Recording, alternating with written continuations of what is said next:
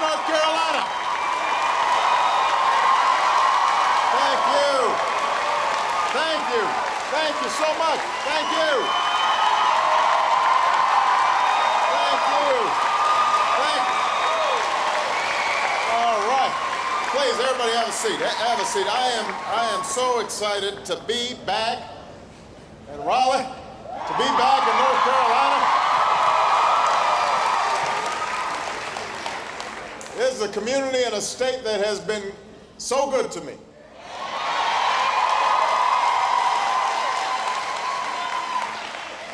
And I know that part of the reason is because I travel with one of your homeboys, Reggie Love. But I hope it's more than that.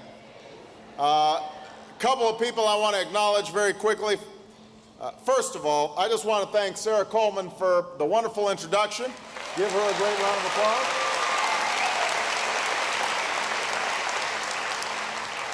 Yeah, she brought me a Cupcake Factory t-shirt, but no cupcakes.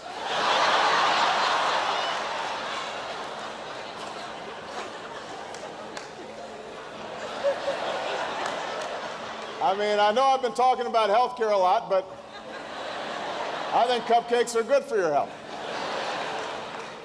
So, next time. I also want to acknowledge the Broughton High School Jazz Ensemble.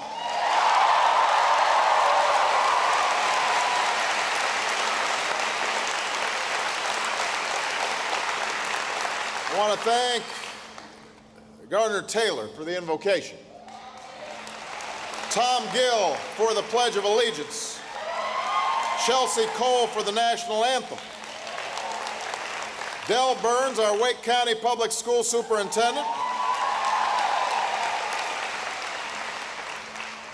I want to thank Stephen Mares, the Broughton High School principal. I want to thank your own governor, Bev Perdue, who's here.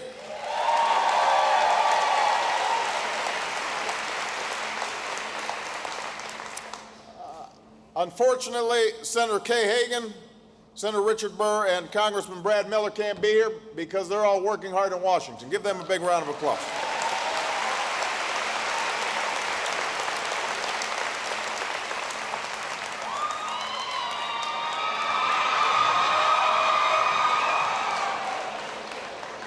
We also have the Raleigh Mayor, Charles Meeker, is here. Where's Charles? There he is, right here. We got the Speaker of the House right here.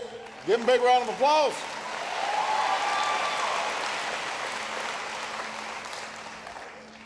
I hear that the former Governor Jim Hunt's in the hallway.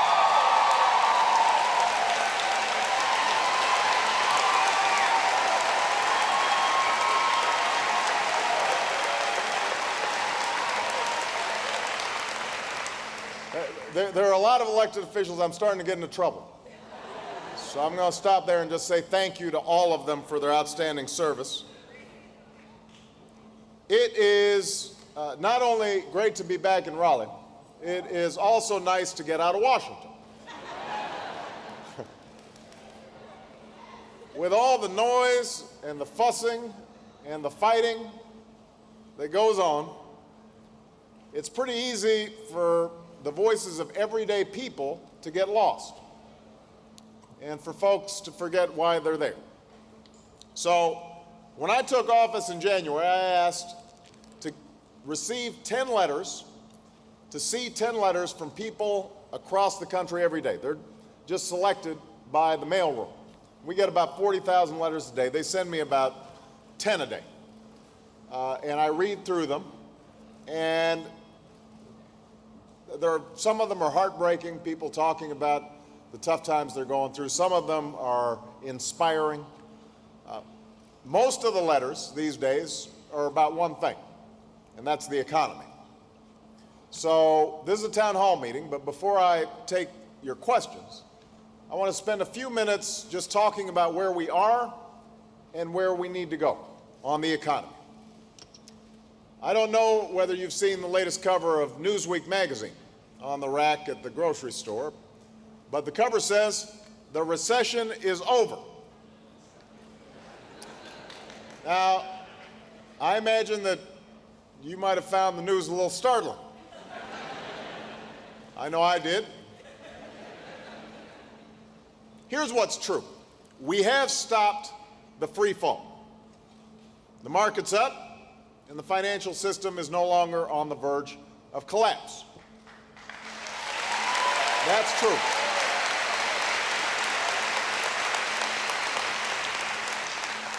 We're losing jobs at half the rate we were when I took office 6 months ago. We just saw home prices rise for the first time in 3 years. So there's no doubt that things have gotten better. We may be seeing the beginning of the end of the recession. But that's little comfort if you're one of the folks who've lost their job and haven't found another. Unemployment in North Carolina is over 10% today. A lot of small businesses like Sarah's are still struggling with falling revenue and rising costs. Healthcare premiums, for example, are rising twice as fast as wages, and much more for small businesses, something that I'll talk about a little bit later. So we know the tough times aren't over. But we also know that without the steps we have already taken, our troubled economy and the pain it's inflicting on North Carolina families would be much worse. So let's look at the facts. When my administration came into office, we were facing the worst economy of our lifetimes. We were losing an average of 700,000 jobs per month. It was nearly impossible to take out a home loan or an auto loan or a student loan and loans for small business to buy inventory and make payroll. And economists across the ideological spectrum, conservatives and liberals, were fearing the second coming of a Great Depression. At the time, there were some who thought that doing nothing was somehow an option. I disagreed. We knew that some action was required. We knew that ending our immediate economic crisis would require ending the housing crisis where it began, or at least slowing down the pace of foreclosures. And that's why we took unprecedented action to stem the spread of foreclosures by helping responsible homeowners stay in their homes and pay their mortgages. We didn't stop every foreclosure. We couldn't help every single homeowner who had gotten overextended. But folks who could make their payments with a little bit of help, we were able to keep them in their homes. Ending this immediate crisis also required taking steps to avert the collapse of our financial system, which, as Fed Chairman Bernanke said the other day, was a real possibility. Now, let me just say this about banks. I know it didn't seem fair to many Americans to use tax dollars to stabilize banks that took reckless risks and helped us cause this problem in the first place. It didn't seem fair to me either. And even though the bank bailout began under the previous administration, and I wasn't always happy with the lack of accountability when it was first begun, I do believe that it was actually necessary to step in. Because by unlocking frozen credit markets and opening up loans for families and businesses, we helped stop a recession from becoming a depression. And by the way, taxpayers are already being paid back by the banks with interest. We also took steps to help a struggling auto industry emerge from a crisis largely of its own making. Again, some folks thought, why are we doing that? There was a strong argument to let General Motors and Chrysler go under. And I know many of you probably share that view. And if we had been in ordinary times, not teetering on the brink of depression, we might have exercised other options. Because if you make a series of bad decisions that undermine your company's viability, the folks back here, they probably wouldn't get bailed out. Your company wouldn't be in business. And many folks didn't see why these companies should be treated any differently. But in the midst of a recession, their collapse would have wreaked even worse havoc across our economy. So I said, if GM and Chrysler were willing to do what was necessary to make themselves competitive, and if taxpayers were repaid every dime they put on the line, it was a process worth supporting. We saved hundreds of thousands of jobs as a result, and we expect to get our money back. Now, even as we worked to address the crisis in our banking sector, in our housing market, in our auto industry, by the way, there was a flu that came by during that process.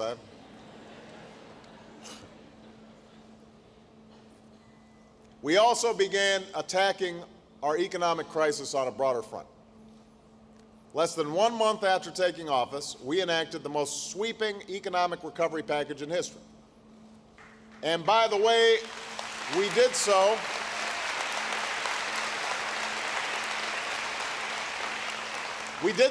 without any earmarks or wasteful pork barrel projects, pet projects, that we've become accustomed to.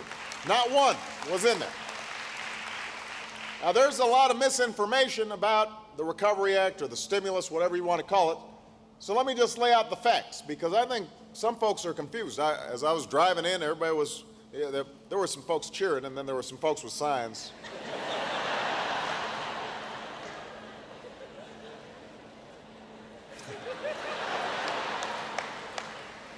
So I hope they're paying attention, because I want to make sure everybody understands exactly what the Recovery Act was all about. To date, roughly a quarter of the Recovery Act's funding has been committed. Over 30,000 projects have been approved. Thousands have been posted online as part of an effort to uphold the highest standards of transparency and accountability when it comes to our Economic Recovery Act. Now, the Recovery Act is divided into 3 parts. And I know a lot of people think, oh, this is just blowing up government and wasting money. Let me describe exactly where this money went, just so if your friends or neighbors talk to you, you can give them the right information. 1/3 of the entire Recovery Act is for tax relief for you, for families and small businesses. 1/3 of it.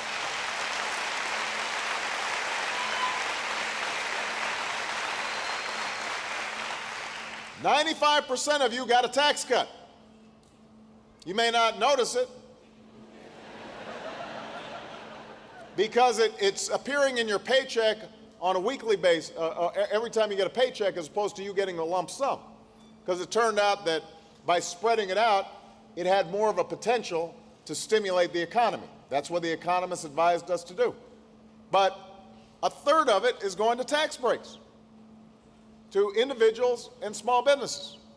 That's money in your pocket to buy cupcakes and other necessities of life. So for Americans struggling to pay rising bills with shrinking wages, we have kept a campaign promise to put a middle-class tax cut in the pockets of 95% of working families. That began showing up in your paycheck about 3 months ago.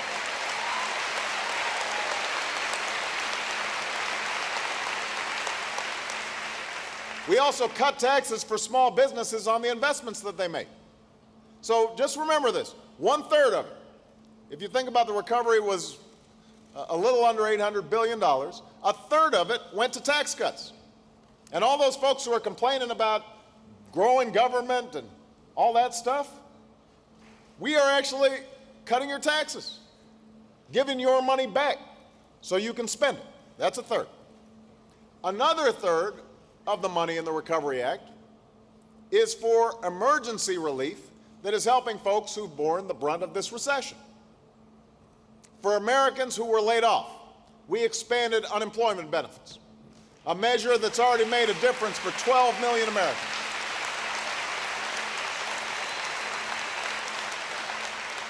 So we extended unemployment insurance. That's made a difference in 12 million Americans, including 300,000 folks here in North Carolina who would have been cut off from unemployment insurance if we hadn't extended.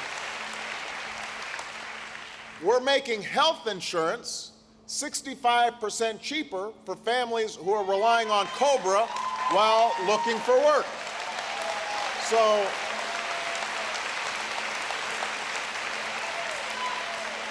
let me just see a show of hands. How many people know what COBRA is? All right. So you know that if you lose your job, you're allowed to keep your health insurance by paying premiums through COBRA. Here's the problem. If you've lost your job and your premium is $1,000, right at a time when you've got no job, it's hard to come up with that money, right? So what we did in the recovery package was to say we're going to give 65% of those costs we will pick up so that you can keep your health insurance while you're looking for a job.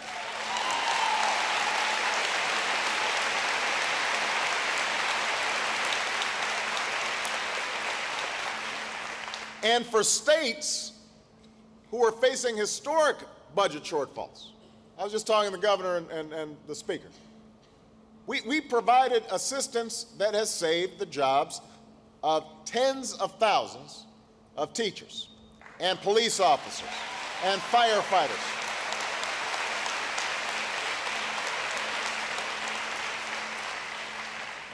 So that's the second third. I just want to remind everybody, first third, tax cuts.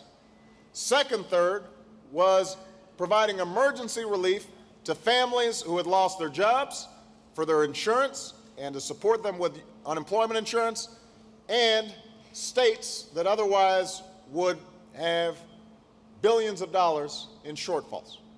Now, that's 2/3 of the money of the Recovery Act. And if we hadn't put that in place, imagine the situation that people would be going through right now. It would be a lot worse, and the states would be going through a lot tougher times, having to make cuts that they don't want to make. All right, so this brings us to the last third.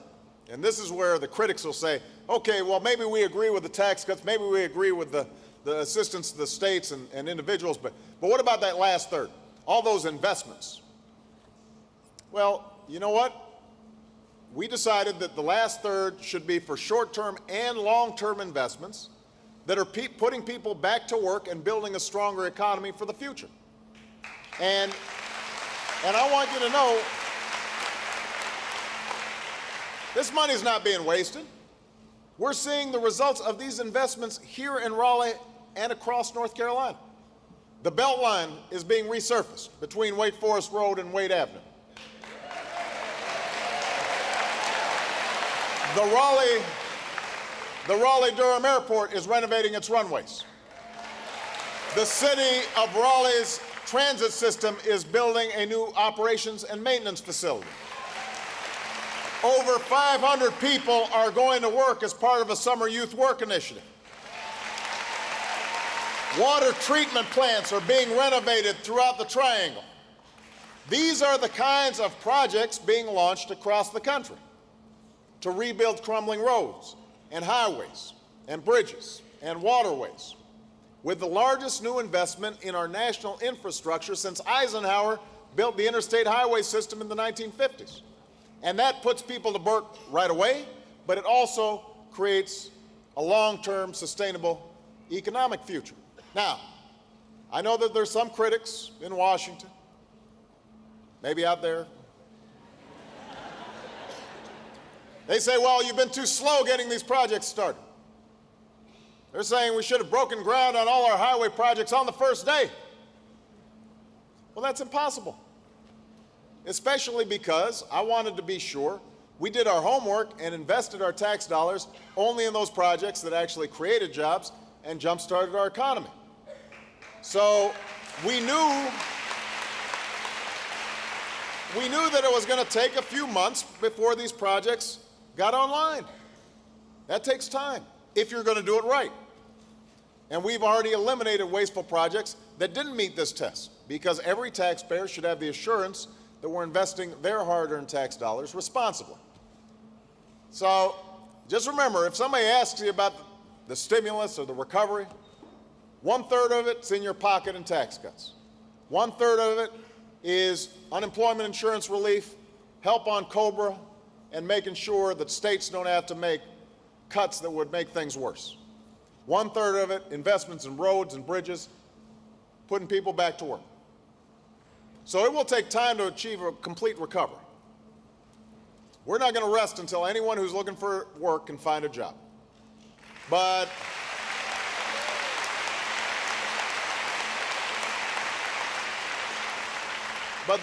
there should be little debate that the steps we took, taken together, have helped stop our economic freefall. That's the story of the first 6 months. It's cost some money to do this. Although I've got to say, when I hear critics talk about out-of-control spending, I start scratching my head. I can't help but remember those same critics contributed to a $1.3 trillion deficit that I inherited when I took office.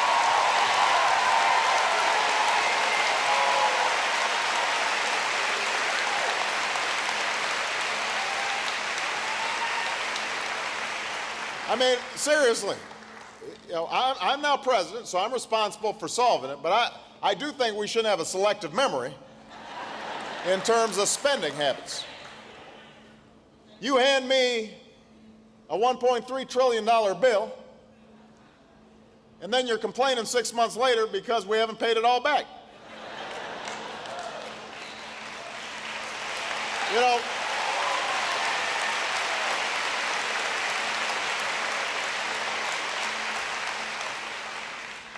a debt, by the way, that was partially a result of 2 tax cuts that went primarily to the wealthiest few Americans, and a Medicare drug program that wasn't paid for. These are the same folks who are now complaining about, well, health care, we can't afford health care. You passed a prescription drug plan, didn't pay for it. Handed the bill to me.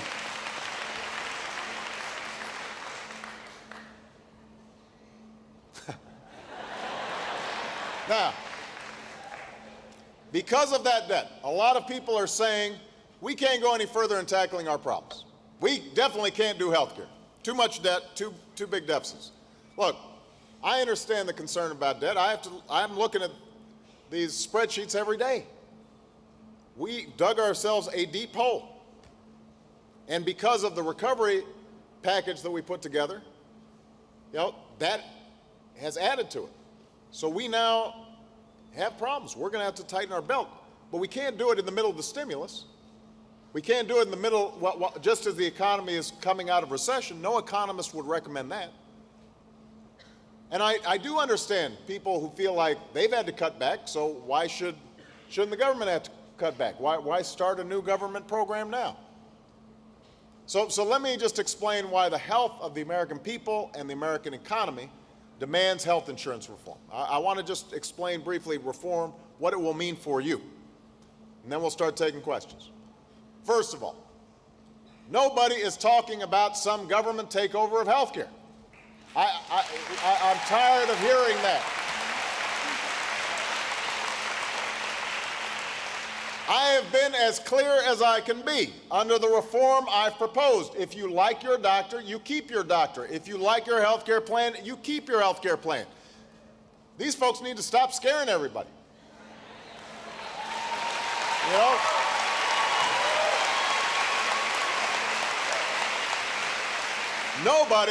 Nobody is talking about you forcing to have to change your plans. But if you're one of the 46 Americans who don't have coverage today, or you've got that coverage where you've got a $10,000 deductible, so it's basically house insurance, it's not health insurance. You have it, you pay the premium so you won't lose your house if you get hit by a bus, heaven forbid. Then you'll finally be able to get quality, affordable coverage. But what a lot of chatter out there hasn't focused on is the fact that if you've got health insurance, then the reform we're proposing will also help you, because it will provide you more stability and more security. Because the truth is, we have a system today that works well for the insurance industry, but it doesn't always work well for you.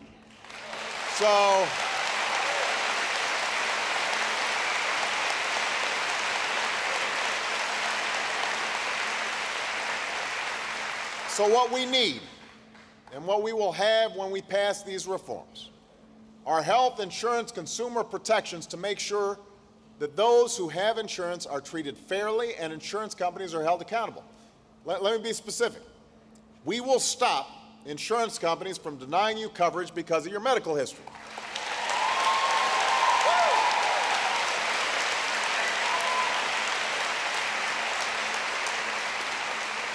I've told this story before. I'll never forget watching my own mother as she fought cancer in her final days, worrying about whether her insurer would claim her illness was a pre-existing condition so they could wiggle out of paying for her coverage.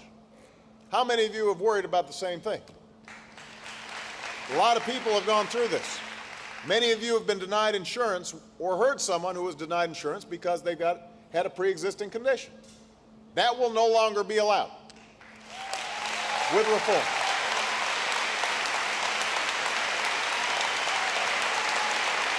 Now, we won't allow that.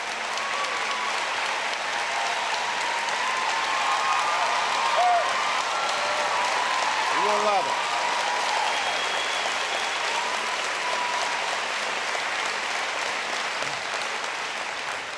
With reform, insurance companies will have to abide by a yearly cap on how much you can be charged for your out-of-pocket expenses.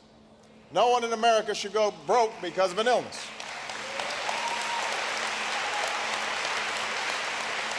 We will require insurance companies to cover routine checkups and preventive care like mammograms and colonoscopies. Eye and foot exams for diabetics so we can avoid chronic illnesses that cost not only lives but money. No longer will insurance companies be allowed to drop or water down coverage for someone who's become seriously ill. That's not right, it's not fair. We will stop insurance companies from placing arbitrary caps on the coverage you can receive in a given year or in a lifetime. So my point is, whether or not you have health insurance right now, the reforms we seek will bring stability and security that you don't have today. Reforms that will become more and more urgent with each passing year. So in the end, the debate about reform boils down to a choice between two approaches. The first is projected to double your health care costs over the next decade, make millions more Americans uninsured, bankrupt state and federal governments, and allow insurance companies to run roughshod over consumers. That's one option. That's called the status quo. That's what we have right now. I want everybody to understand this. If we do nothing, I can almost guarantee you your premiums will double over the next 10 years, because that's what they did over the last 10 years. It'll go up 3 times faster than your wages, so a bigger and bigger chunk of your paycheck will be going into health insurance. It will eat into the possibility of you getting a raise on your job, because your employer is going to be looking and saying, I can't afford to give you a raise because my health care costs just went up 10, 20, 30%. And Medicare, which seniors rely on, is going to become more and more vulnerable. On current projections, Medicare will be in the red in less than 10 years. So that's the status quo. When everybody goes around saying, why is Obama taking on health care? That's the answer. That's one option. I don't like that option. You shouldn't either.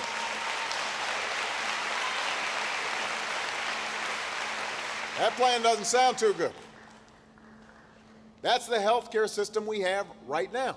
So we can either continue with that approach, or we can choose another approach. One that will gradually bring costs down, will improve quality and affordability for every American when it comes to their health care, and will help get our exploding deficits under control. That's the health care system we can bring about with reform. So back in Washington, there's been a lot of talk about the politics of health care and who's up and who's down and what it will mean for my party if this, will my presidency be damaged severely if we don't pass health care? I keep on saying to people, I've got health care. This is not for me. Here in North Carolina, you know this isn't about politics. This is about people's lives. This is about people's businesses. This is about the future. I want our children, our grandchildren to look back and say, this is when we decided to take the politics out of it and start doing something for the future of this country. I'm going to need your help, Raleigh. Let's go do it. Thank you. Thank you. Thank you very much. Thank you very much. All right, I was getting fired up there at the end. Okay, so this is the town hall portion. Okay. Sorry. I can't hear you, sir. Sir. I'll be happy to take your question, but all right. I'll be happy to take a question, but maybe let's do it in an orderly fashion. Thank you, sir. We appreciate you. Where was I? Here's what we're gonna do. We're gonna go girl, boy, girl, boy. We're gonna go around the room. I'm gonna try to take as many questions as I can. If you can keep your answers short, or your questions short, I'll try to keep my answers short. And just raise your hand. I won't be able to get to everybody. There are people with microphones in the audience. So if you can wait until somebody with a microphone finds you, that way we'll be able to hear your question. People with the microphones, can you wave, or just so I can see you? All right, there they are. All right, so I said girl, boy, girl, boy. We'll start with this young lady right here. Here, she's coming with the microphone. The one, the white blouse. And please introduce yourself, if you don't mind. Thank you. Why don't you stand up so everybody can see? Okay. I'm so honored to be here, and thank you for taking my question first. Wow, I'm really nervous. So I guess I want to ask, as the wife... What's your name? My name's Kim. Hey, Kim. And I'm here from the Chapel Hill area. Great. As the wife of a family physician, we see people not only coming into that specialty less and less often, but also leaving that specialty because it's so hard as a young family to make that work. Long hours, not great reimbursement, not great pay, right, with huge amounts of debt when you come right out of medical school. So what are you thinking of to entice more people to come into that specialty? Because you can insure every person in America, and if there's not a physician there to see that person, you still don't have health care. So what are you going to do to entice people to come into This is a great question. And so let me... Just so everybody understands what we're talking about here. It used to be that the most common type of doctor was the family physician. You know, you'd go in and they knew you and they knew your family, and every once in a while you'd go to a specialist, but basically you were dealing with a family doctor. Increasingly, the economics of being a primary care or physician or a family doctor is a bad deal for a lot of medical students because they come out with hundreds of thousands of dollars of debt. But it turns out that a primary care physician, as Kim just pointed out, their reimbursement rates are lower. The system doesn't reimburse for things like preventive care. If they stop one of their patients from smoking, they don't get reimbursed for that. But they do get reimbursed if they're a surgeon and they have to open up somebody's chest. Now, actually, that first part of it is probably more valuable to the person's health and to the society as a whole, but if it's not rewarded, then fewer and fewer people go into that branch of medicine. If we pass health reform, when we pass health reform, then what we're going to... and more people now have access to the system, it is going to be vital that we increase the number of primary care physicians. The best way for us to do it is twofold. One is to change how we reimburse. Change is in the delivery system. So what we're trying to do is we're trying to say in all these systems, insurance companies, they should reimburse for preventive care. If a health system is making sure that a diabetic is taking their meds or monitoring their diet, they should get reimbursed for that not just getting reimbursed for the $30,000 foot amputation after somebody, gets into real medical trouble. So one thing to do is to change reimbursements so that the incomes of primary care physicians are more comparable with specialists. The second thing is to provide scholarships and financial incentives for young medical students who are willing to go into the primary care field. And if you combine those two things,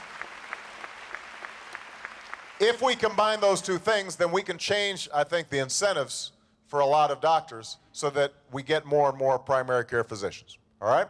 Okay, it's a man's turn. All right, this is the gentleman right here. We've got to find a mic for you.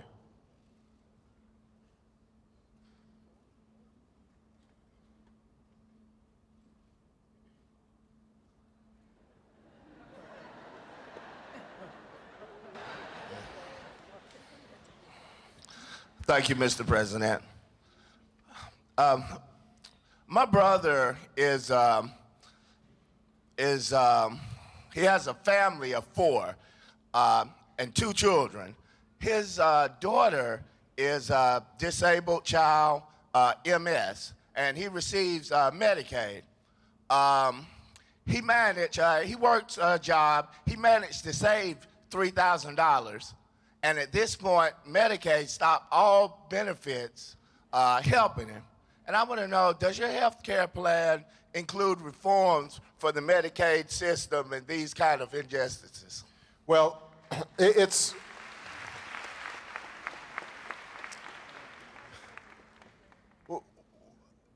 we have reforms for Medicare and Medicaid in terms of the delivery system.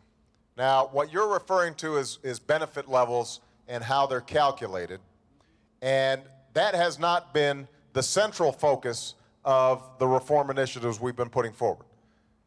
We're going to have to examine some of those benefit mechanisms. I have to tell you, though, it's always a little bit tricky, because on the one hand, you're right that your brother should be able to save up some money for emergencies or for a college fund or what have you, and not suddenly lose all their the Medicaid benefits. On the other hand, we've got to make sure the Medicaid isn't used by people who can afford to pay for health care themselves. So trying to find that balance is always difficult. Without looking at your brother's particular situation, I could not tell you exactly what needs to be done to modify it. But I do think that both under Medicaid and Medicare, we can make the system more efficient, and we can encourage better practices that will reduce the costs overall, so that would reduce costs for taxpayers and reduce costs for your brother. And that is a goal, I think, that is a win-win for everybody. It's not going to solve all these problems, but it's important. Okay, I'm going to turn back to one of these small businesses. It's a lady's turn, though. Sorry. So we got one right here. Got that? Go ahead. Mr. President, is this on? Yes. My name is Patty Bergoglio. I own a company called MMI Public Relations. I have 20 employees, and I provide health care benefits for them.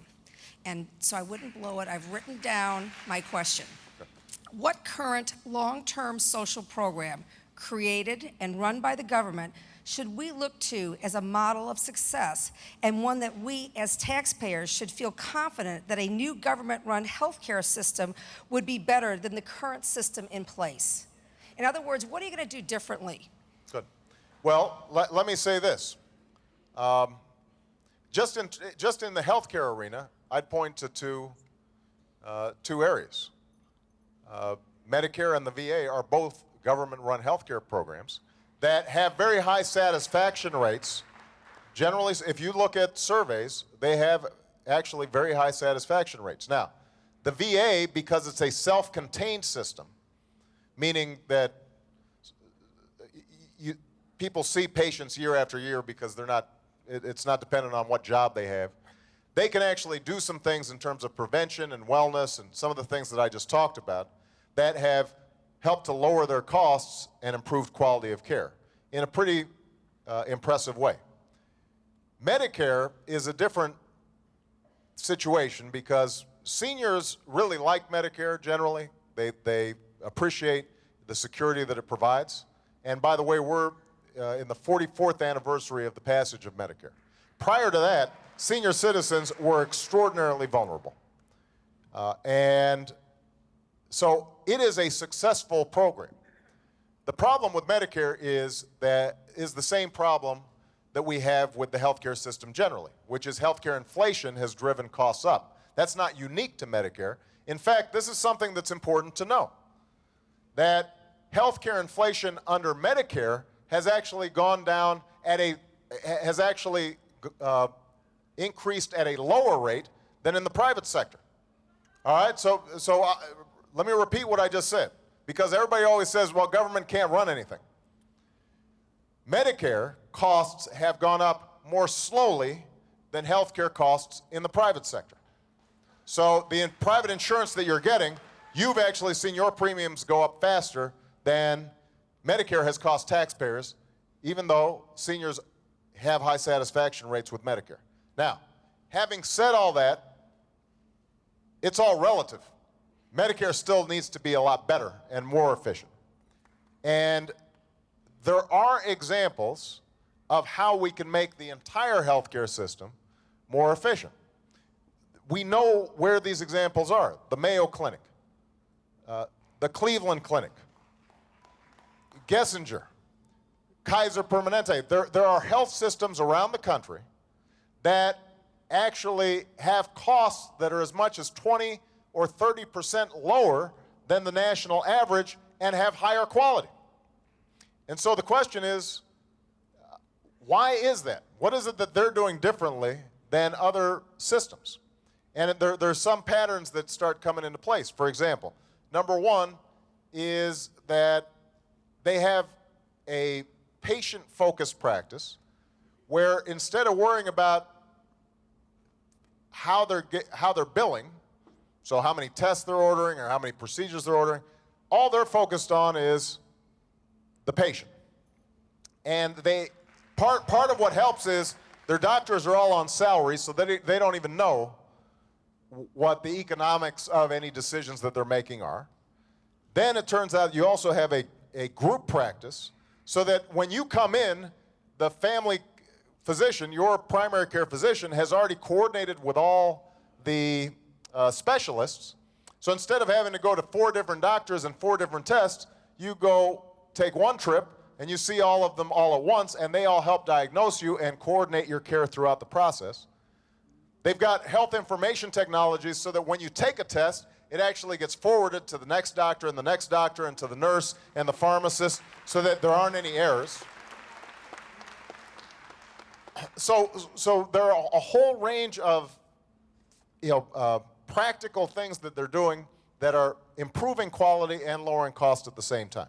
Now, there's no reason that we can't duplicate that in both private and public settings across the board.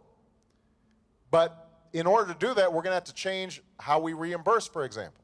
So we've got to say to doctors and hospitals, we're not going to reimburse you for the number of tests you provided. We're going to reimburse you instead for the quality of the outcome. Here's another example. Right now, we just reimburse hospitals no matter how many times they readmit you. Now, if you took your car to the shop and they fixed it, or you thought they fixed it, and then 2-3 weeks later you go back in and they're having to do the same thing, you wouldn't feel good about paying twice for the exact same thing that you thought had been fixed. But under Medicare, there is no penalty to hospitals for having very high readmission rates compared to their peers. So those are the kinds of things that can be changed. Now, your broader question may just be, I don't have confidence in government. But as I pointed out, I just want to go back to my original point. Medicare costs have gone up more slowly than private sector healthcare costs. That is documented.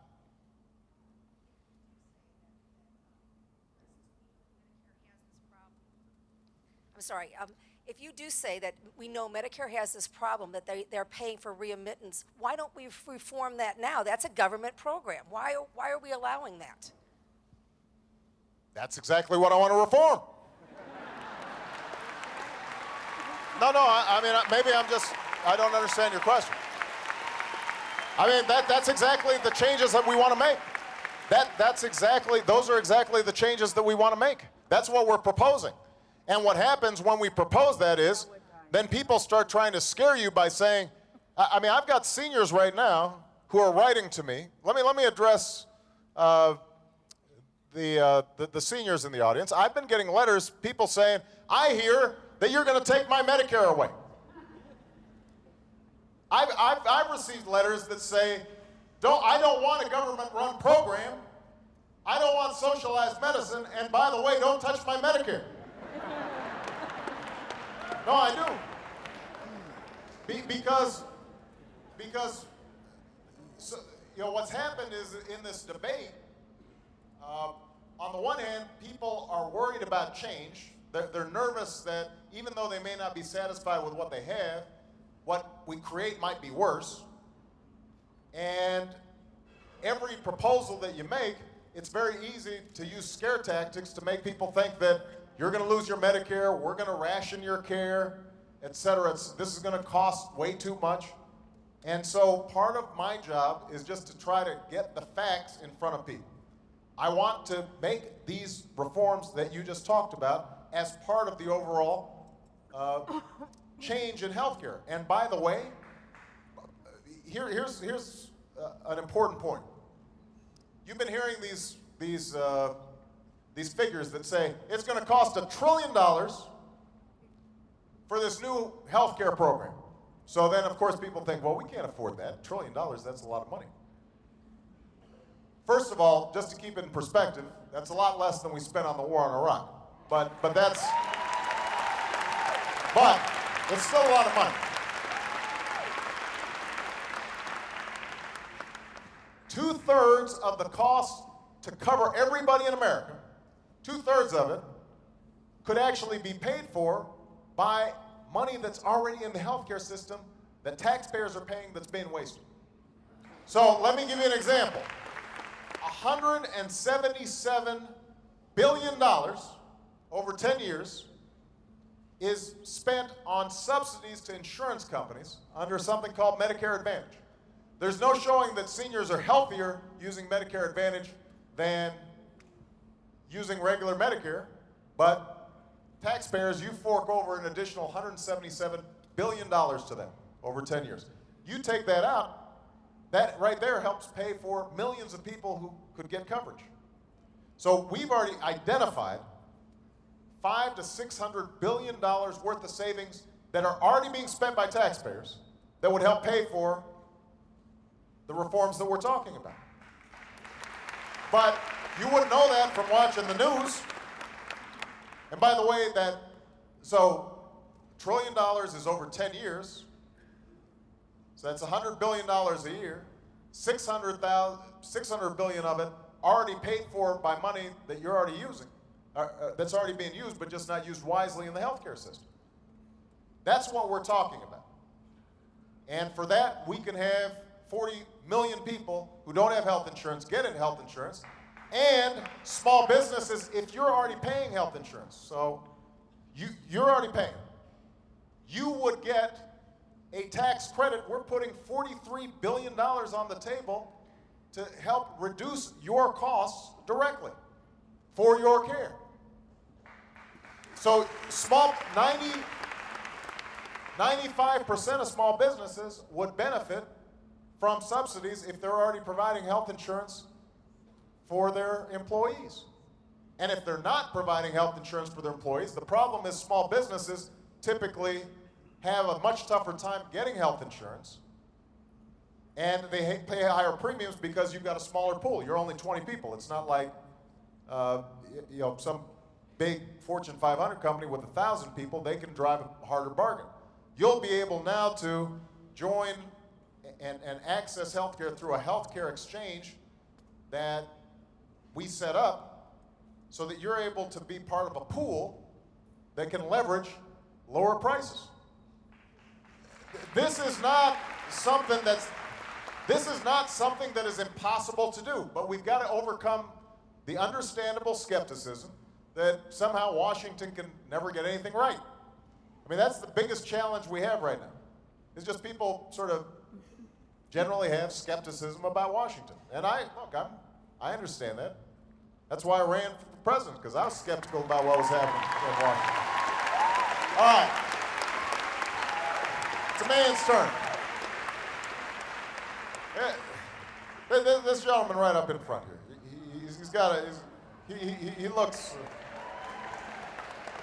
He looks quite popular. Everybody was pointing at him.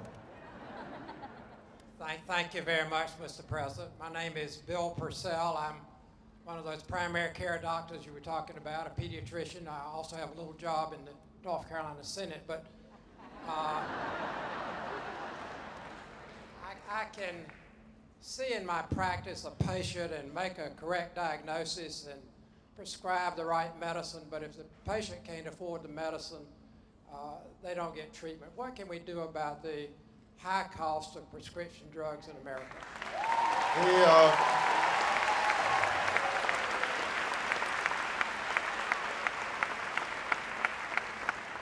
Since I gave a very long answer on the last one, I'll try to keep this one short. We pay 77% more for prescription drugs in America than any other country does. 77% more than any other country. Now, if you talk to the pharmaceutical industry, they'll say, well, you know, a lot of the research and development is done in this country, and that's how we're developing the great new drugs. That accounts for maybe 25 to 30% of the difference in the cost. The rest of it has to do with marketing.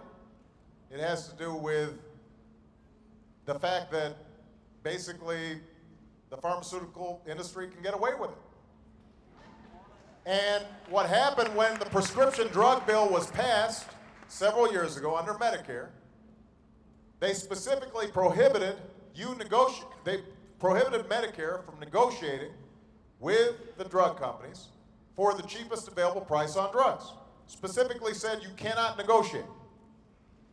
So what we've said is, in this reform process, we are going to turn that around. And to the pharmaceutical industry's credit, they have sat down and started negotiating, and they've already put $80 billion in deep discounts and rebates on the table that would help to close the so-called donut hole that a lot of seniors are suffering under Medicare. They've already committed to that. That would cut the costs of the donut hole in about half. So that's a significant savings. I think we can obtain more savings. One other thing that's being debated right now on Capitol Hill, though, that people need to keep an eye on, one of the ways to lower prescription drug costs is to move to generics. And the problem right now is that the drug companies want, after they've come up with a drug, they want to keep that patent for 12 years. And there's a debate about, can we lower that to 7 years before it goes generic so that people can enjoy lower prices on those drugs. Those are some of the debates that will be taking place alongside the healthcare reform debate. But overall, there's no reason why we should not be able to at least pay in the ballpark of what other countries are paying for the exact same drug, and that will be a major focus in this healthcare reform legislation. All right? It's a woman's turn. Young lady right there who's on the rail. Good afternoon, Mr. President. Good afternoon. First, I want to thank you for your Supreme Court appointment. She's going to do well. And all the hard work that you've been doing on the economy and with the health care reform.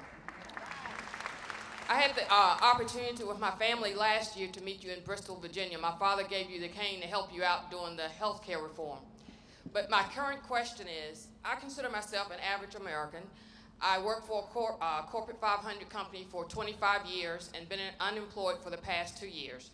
And I prepared to teach mathematics in the middle school system in my hometown in Virginia, which I haven't gotten an opportunity to do that yet, but I volunteered in the school system and on your campaign. So my question is, I believe that most average Americans are for the health reform, but they are afraid of change. So what would you say to the average American? What do you believe the impact or the cost impact is to the average person that needs health care? All right.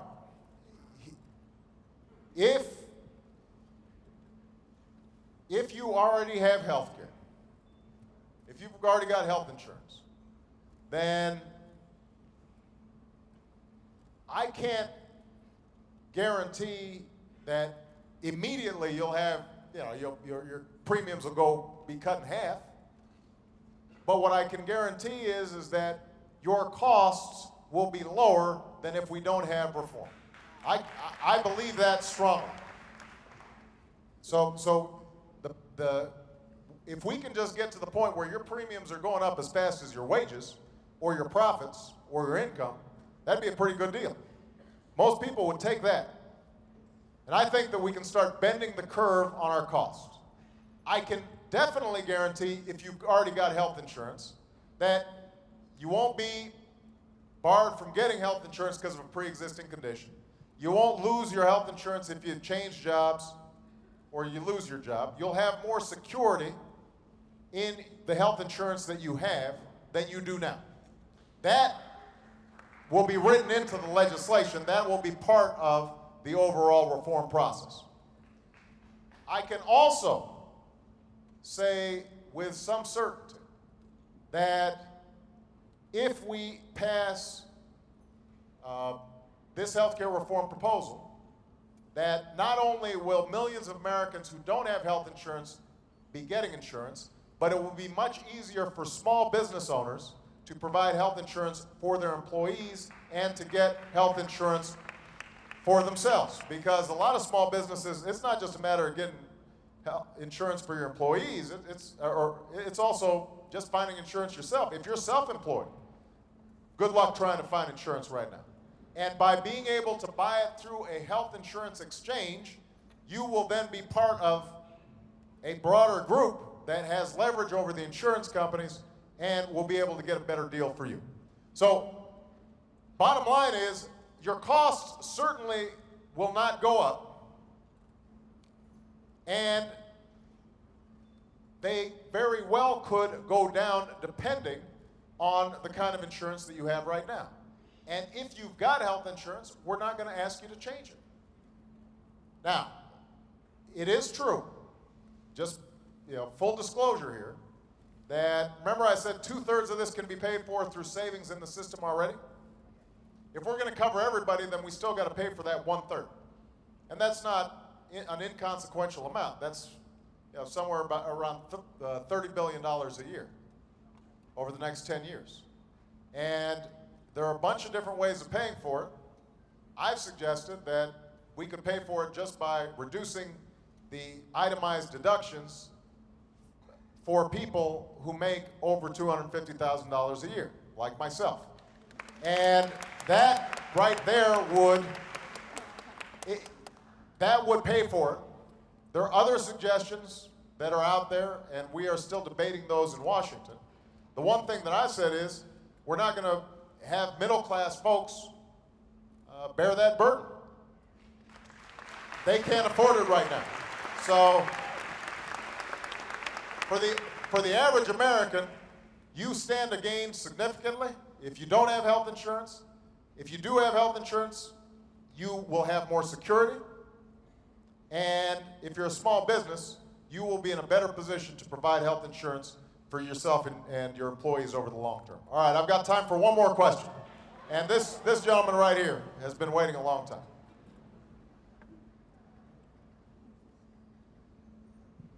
How you doing, Mr. President? I'm good. Thank you for everything you're doing. Thank you. Really, from my heart. Thank you. This is more a political question than a technical question. I wonder, I hear a lot, especially the opposition, complaining that they don't have time to read the thousands of pages for your health plan. And I was wondering, on one hand, we've been in this chaotic system for a long time. What difference does a couple of months? So we allow them to read it. And we just, we just don't hear that anymore. Good. Well, let me just say this about sort of the politics of healthcare reform. First of all, this bill, even in the best case scenario, will not be signed. We won't even vote on it probably until the end of September or the middle of October. We're just trying to get it out, all these different bills out of committee. So that means that any one of these senators, if they want to take this bill home with them during the August recess, they would have more than enough time to read it. So,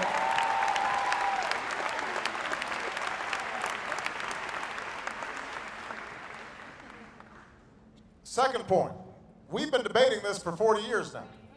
So some of the folks who sincerely want to get it right, and we want to give them enough time to get it right. We don't want to just do it quickly, we want to do it right. But some folks have specifically said on the other side, the more we can delay, the better chance we have of killing the bill. Because what happens in Washington is the longer it takes, the more the special interests can start getting in there and trying to knock it down. But, well, we did give them a deadline and sort of we missed that deadline, but that's okay. Here's my promise. And by the way, I've been keeping my promises since I got in office.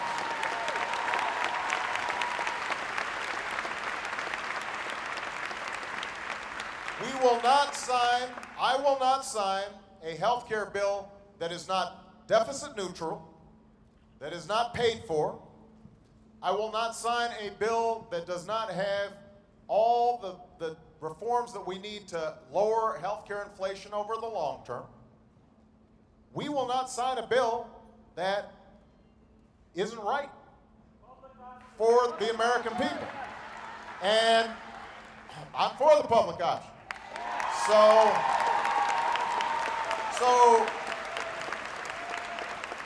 I just want everybody to know Congress will have time to read the bill. They will have time to debate the bill.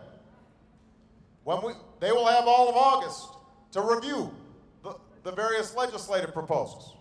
When we come back in September, I will be available to answer any question that members of Congress have.